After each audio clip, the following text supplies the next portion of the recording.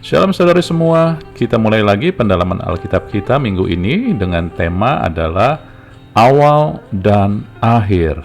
Apa maknanya dan apa yang kita mau lihat? Yuk kita langsung aja mulai.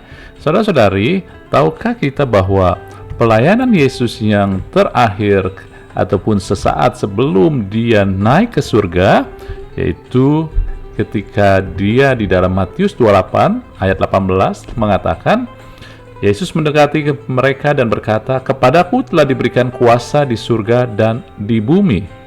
Ini adalah momen ketika Yesus bangkit dari maut, lalu sesaat dia sebelum naik ke surga, dia mendeklarasikan bahwa segala kuasa di surga dan di bumi telah diberikan kepadanya. Wah, kita banyak yang senang, saudari. Tetapi setiap saya mau katakan segala sesuatu yang Yesus lakukan, perkatakan, selalu punya tujuan, tidak pernah hanya untuk sombong-sombongan, action, kelihatan hebat. Enggak pernah, saudara-saudari. Supaya ada maknanya. Kalau ini ada suatu pelayanan pesan terakhir ataupun pelayanan terakhir sesaat sebelum dia berangkat, lalu apa dong yang awal, saudara-saudari? Yang awal, ya pelayanan awal Yesus itu ada di Matius 4 ayat 18 dan 19. Dikatakan dari itu ketika Yesus sedang berjalan menyusur Danau Galilea, ia melihat dua orang bersaudara, yaitu Simon yang disebut Petrus dan Andreas saudaranya. Mereka sedang menebarkan jala di danau sebab mereka penjala ikan. Yesus berkata pada mereka, "Mari, ikutilah aku dan kamu akan kujadikan penjala manusia." Lah, ini yang pertama adalah Yesus mau mengundang mereka menjadi penjala manusia. Nah, yang terakhir, Yesus bicara tentang kuasanya. Ada hubungan apa dong, Pak? Ya, saudara-saudari, kalau tadi kita ngelihat Matius 4, 18 dan 19, nah terakhir, pelayanan Yesus terakhir, Matius 28, bukan hanya 18, tetapi ayat 19 kita akan melihat dan kita akan kaget. Karena sesudah itu Yesus katakan, karena dia memiliki kuasa di surga dan bumi, karena itu, pergilah jadikan semua bangsa muridku dan baptislah mereka dalam nama Bapa dan Anak dan Roh Kudus. Saudara-saudari, mungkin kita nggak sadar, tetapi kita akan kaget bahwa awal dan akhir pelayanan Tuhan Yesus berbicara tentang menjala manusia, menyelamatkan manusia. Kalau dia mendeklarasikan segala kuasa di surga dan bumi telah diberikan kepadanya, tujuannya bukan untuk membuat hidup kita jadi semua seperti sudah di surga. Tidak, tetapi tujuan utamanya adalah menjangkau jiwa-jiwa. Ini yang kadang kita nggak sadar, saudari. Ya, jadi luar biasa bahwa pelayanan Yesus yang pertama, awal dan terakhir, semua berbicara tentang kerinduan Tuhan untuk menyelamatkan manusia. Kalau itu dia sampaikan di awal pelayanan dan di akhir pelayanan, dia sampaikan lagi, ini menjadi penting, saudari. Kalau yang di awal dia undang untuk menjadi penjala, tetapi di akhir ketika murid-muridnya sudah ataupun semua Petrus, Yakobus, Yohanes sudah menjadi murid-muridnya, maka di sini adalah commission, artinya pengutusan, bukan lagi undangan, tetapi diutus, saudara, menjadi bangsa-bangsa muridnya, Yohanes Baptis mereka. Saudara ngelihat bahwa ini kerinduan. Kalau kita selama jadi orang percaya, tapi nggak punya beban untuk keselamatan orang lain, saudara-saudari, kita sedang tidak melihat hati Tuhan, tujuan Tuhan. Dia bukan hanya datang untuk menyelamatkan Anda dan keluarga Anda dan saya, tetapi semua manusia melalui kita, saudari. Inilah kitalah yang Tuhan mau pakai untuk menjala manusia ini. Mungkin sebagian orang akan berkata, "Wah, Pak, bagaimana saya bisa menjala manusia? Saya bukan pendeta, saya bukan aktivis, saya belum pernah ngikutin kelas penginjilan. Saya nggak tahu harus ngomong apa.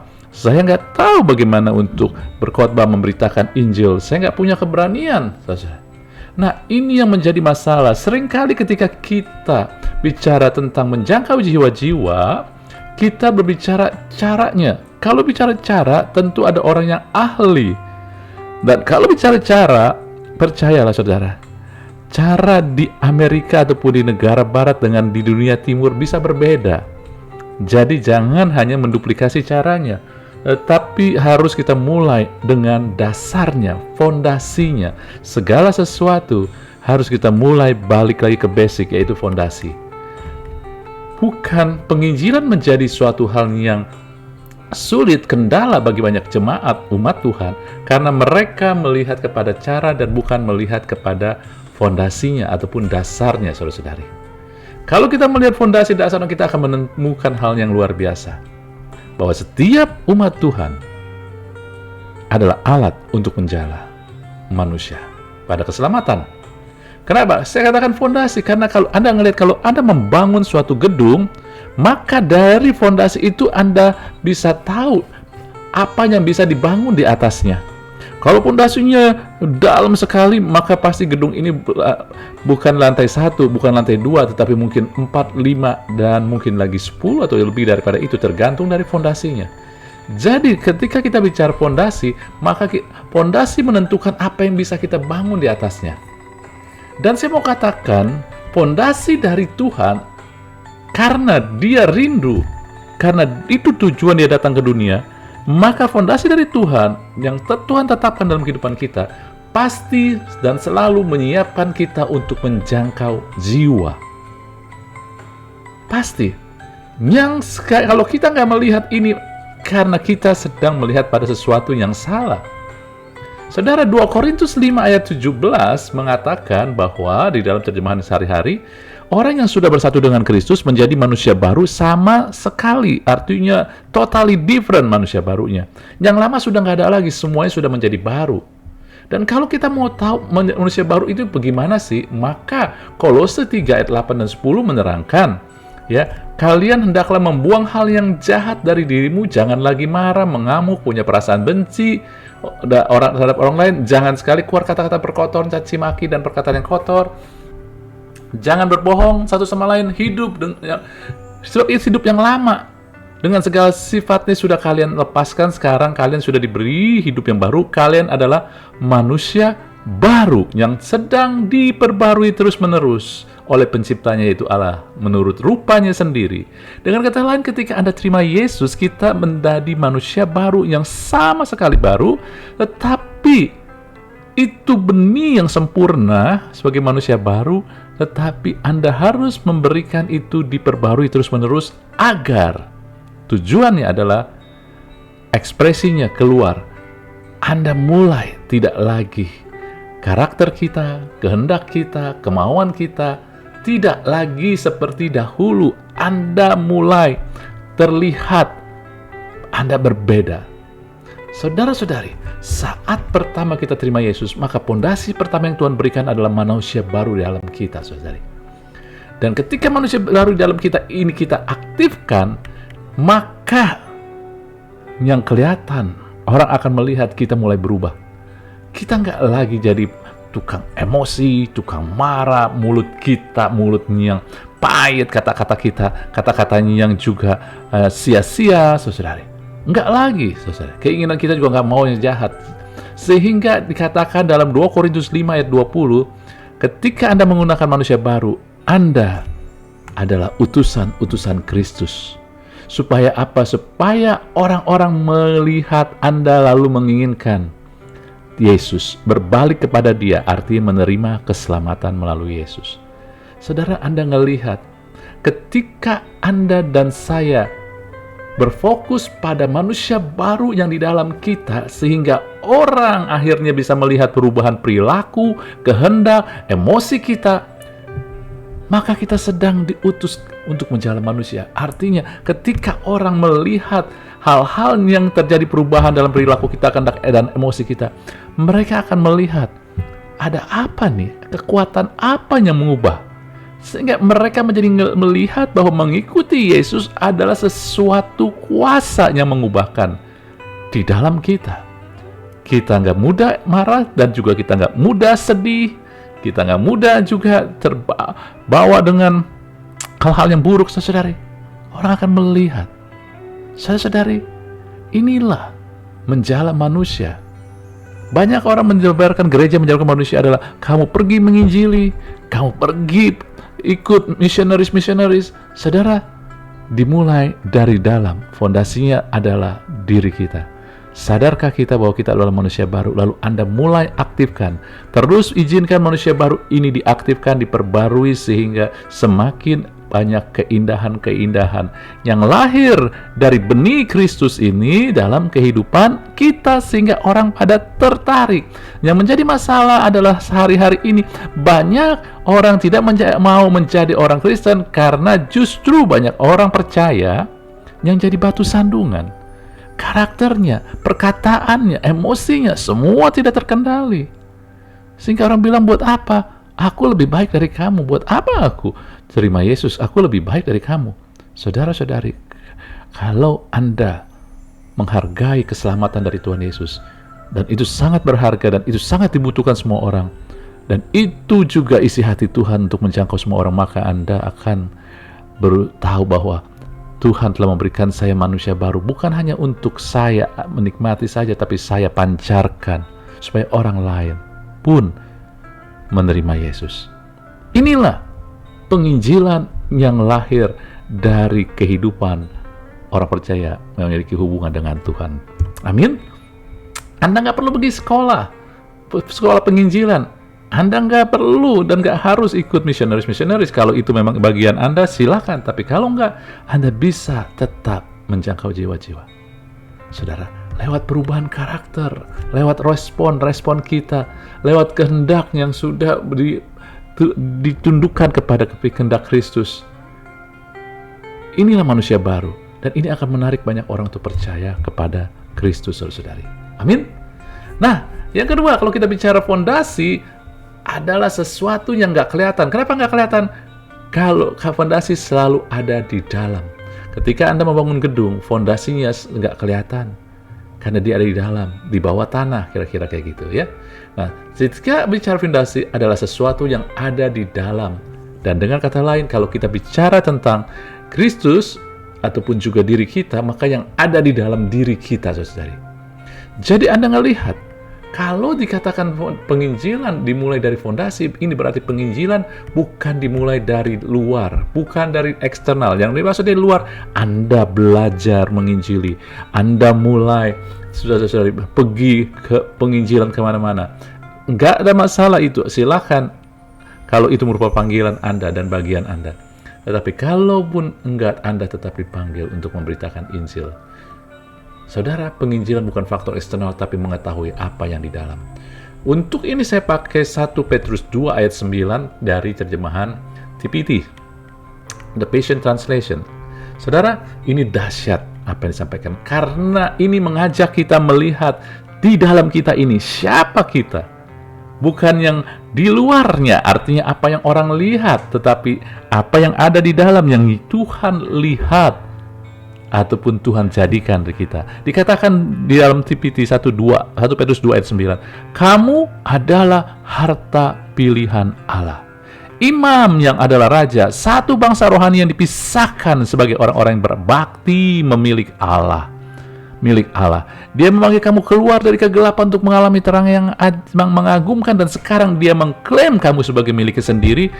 Dia melakukan supaya kamu memberitakan perbuatan-perbuatan ajaib yang mulia ke seluruh dunia. Saudara, perkataan ini luar biasa. Semakin kita menyadari apa yang dilihat Tuhan, ataupun bagaimana kita terhubung dengan Tuhan, semakin kita akan tenang, semakin kita akan punya kehidupan sebagai orang percaya yang excited, saudara-saudari. Ketika dikatakan kamu adalah harta pilihan Allah, di dalam bahasa Yunani itu berarti segula, artinya harta milik yang paling istimewa. Anda itu adalah milik Allah yang paling istimewa, saudara-saudari. Kadang orang percaya nggak ngerti, sehingga ketika dia mengalami masalah, ketika dia bergumul, dia merasa jalan sendiri, dia merasa Tuhan nggak sertai dia. Padahal Tuhan bilang kamu adalah harta paling istimewa. Bagaimana dia bisa tinggalkan, bagaimana dia bisa nggak ingat Anda? Bahkan ketika dikatakan Anda adalah imam, saudara, Yesus adalah imam agung. Kita nggak perlu imam agung yang lain. Ketika dikatakan imam, ini bukan bicara tugasnya, tetapi fungsi Anda, jabatan Anda sebagai imam. Dan saat itu, dalam perjanjian lama, imam mempunyai kekhususan, privilege, saudara-saudari. Imam memiliki privilege, kekhususan untuk menerima yang terbaik. Ya, bagian yang terbaik segala, saudara. Kemudian Anda adalah juga raja. Ini berbicara otoritas. Anda memiliki otoritas, tapi banyak orang percaya tidak pernah menggunakannya karena dia nggak pernah menyadari siapa dia di dalam Kristus. Amin. Kita ini pancaran kemuliaan. Kalau kita ngadepin masalah, kitanya sudah nggak sanggup lagi, kitanya kalah, orang nggak akan tertarik, saudara-saudari. Tapi bukan Tuhan nggak bekerja. Tuhan bekerja, tapi Tuhan mau bekerja sama dengan Anda dan saya. Ketika kita berdiri teguh, saya ini milik pusaka Tuhan, paling berharga. Maka itu akan membangkitkan keyakinan bahwa kita nggak akan ditinggalkan, keyakinan bahwa Tuhan akan jaga kita. Saya ini imam dan raja, maka saya tahu bahwa saya akan diberikan bagian yang terbaik. Saya memiliki otoritas sehingga apa yang saya katakan, ya akan terjadi, akan menentukan.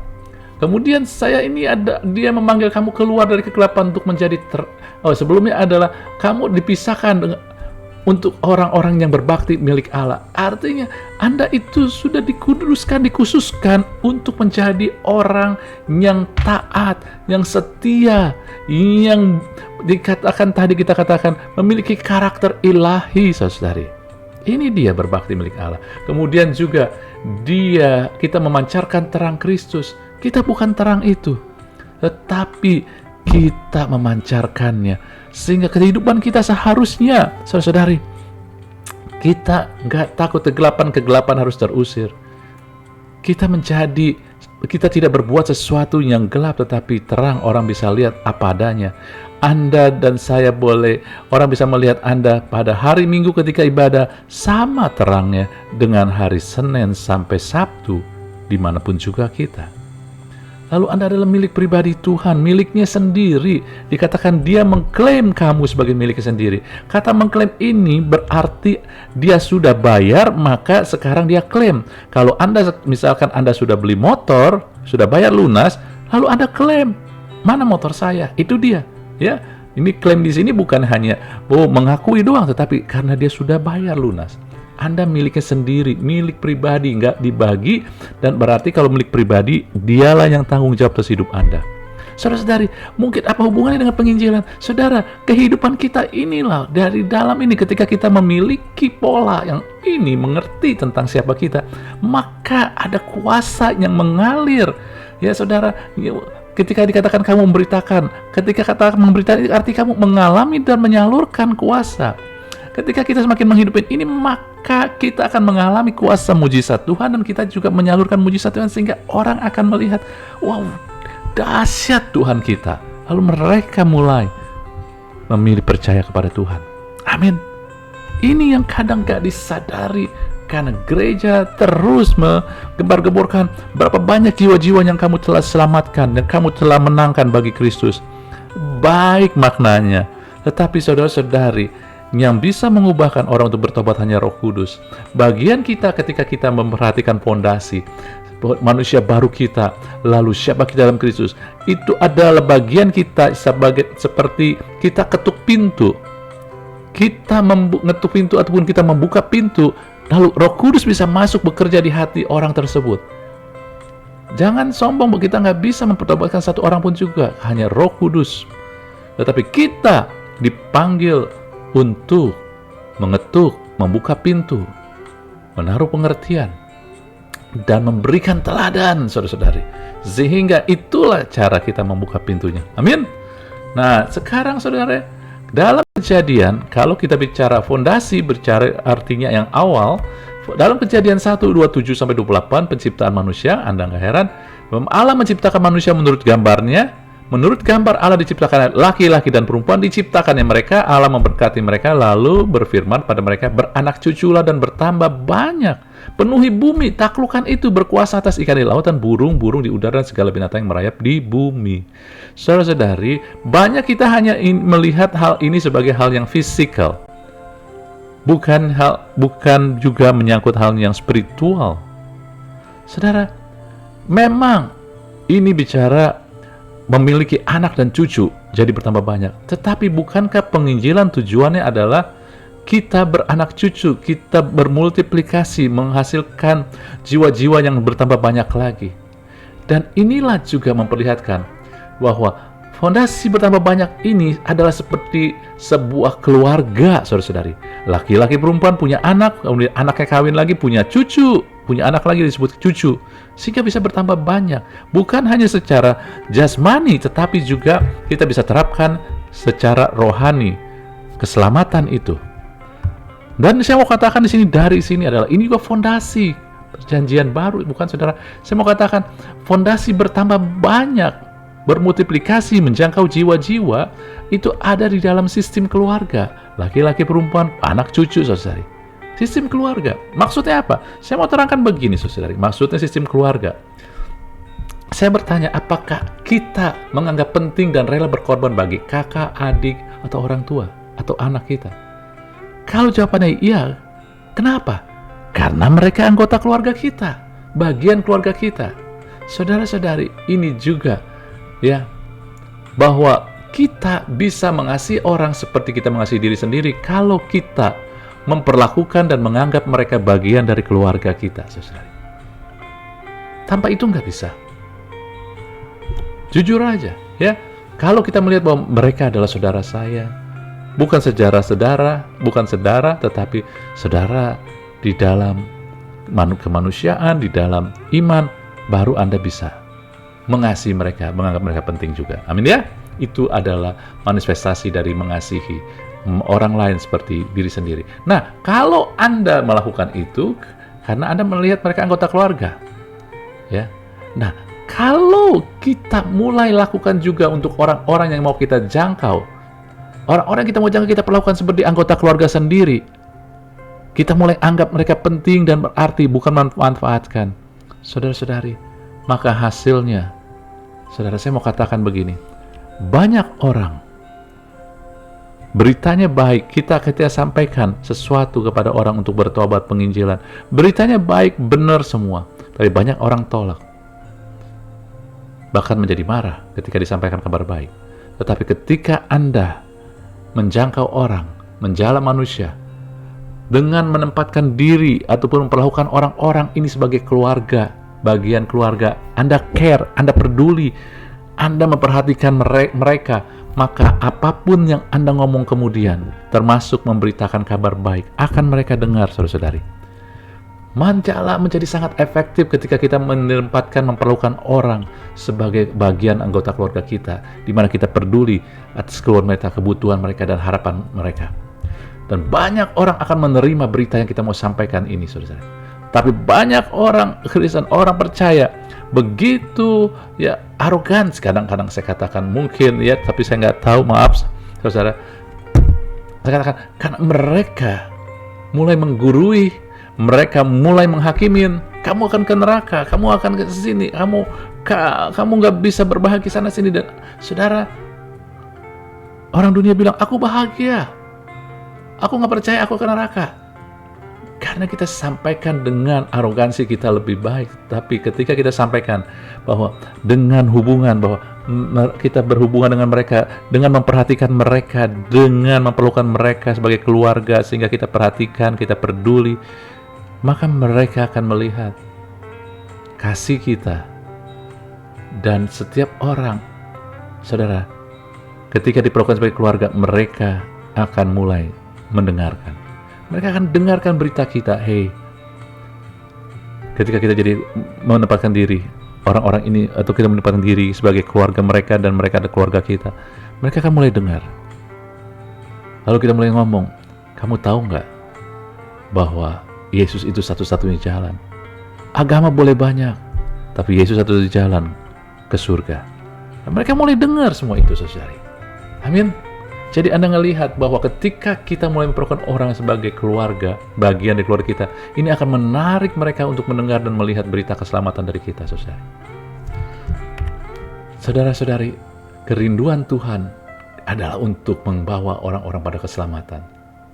Tapi penjangkauan jiwa-jiwa dimulai dari dalam kita, bukan dari luar, bukannya action yang artinya nggak salah dengan penginjilan, nggak salah saudari. Tetapi jemaat, kita semua orang percaya, ketika kita memperhatikan manusia baru yang Tuhan sudah berikan pada kita, ketika kita mulai melihat siapa kita dalam Kristus, siapa Tuhan melihat kita itu siapa, ketika kita juga mulai berdamai, mengasihi orang-orang di sekitar kita, maka kehidupan kita akan diubahkan. Kita akan mengalami kebahagiaan pula. Karena Tuhan tuh gak egois. Ketika Dia suruh kita, Dia minta kita, Dia utus kita, selalu ujung-ujungnya manfaatnya adalah untuk kita. Ini Tuhan yang kita punya, saudari. Itulah kenapa kita sembah Dia. Karena ketika Dia meminta sesuatu, maka Dia sesungguhnya menyediakan sesuatu yang baik buat kita. Demikian juga ketika Dia meminta kita untuk menjadikan bangsa-bangsa murid-Nya, lewat manusia baru, lewat mengerti dan menjalani hidup yang memancarkan kemuliaan-Nya, lewat, saudara, nilai-nilai keluarga, maka yang dipulihkan kita. Lalu orang akan tertarik dan berebut. Dan firman Tuhan katakan berebut menjamah jubah kita, orang percaya. Mereka mau jadi percaya. Saudara-saudari, itulah panggilan Anda dan saya di dalam Kristus. Yuk kita lakukan ini. Maka hidup kita akan diberkatin dan kita juga menjadi penjala manusia. Amin. Haleluya. Tuhan berkati kita semua.